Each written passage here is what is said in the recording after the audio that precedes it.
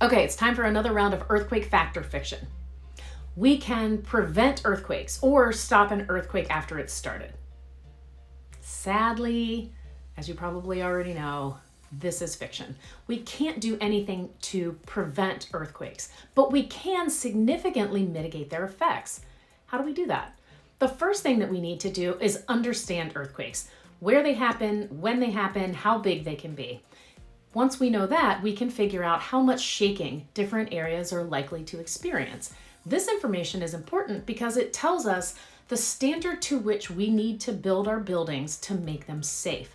Because we don't want buildings to fall down and kill us, right? That's the first thing. But we can also build buildings that we can use after the earthquake happens. Because we don't just want to survive the earthquake, we want to thrive in the aftermath of that event. So we need to have hospitals, houses, schools, roads, infrastructure that we can still use after the earthquake. We can actively build to make that happen.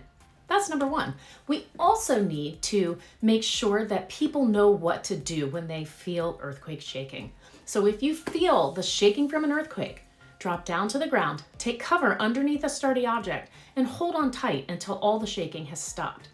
If you live near the beach and you know that you live in a potential tsunami area, that intense, long shaking could be your natural tsunami warning. So after the shaking has stopped, you want to follow your tsunami evacuation route to make sure that you get out of harm's way. So no, we can't prevent earthquakes, but we can learn to live with them. Don't be scared. Be prepared.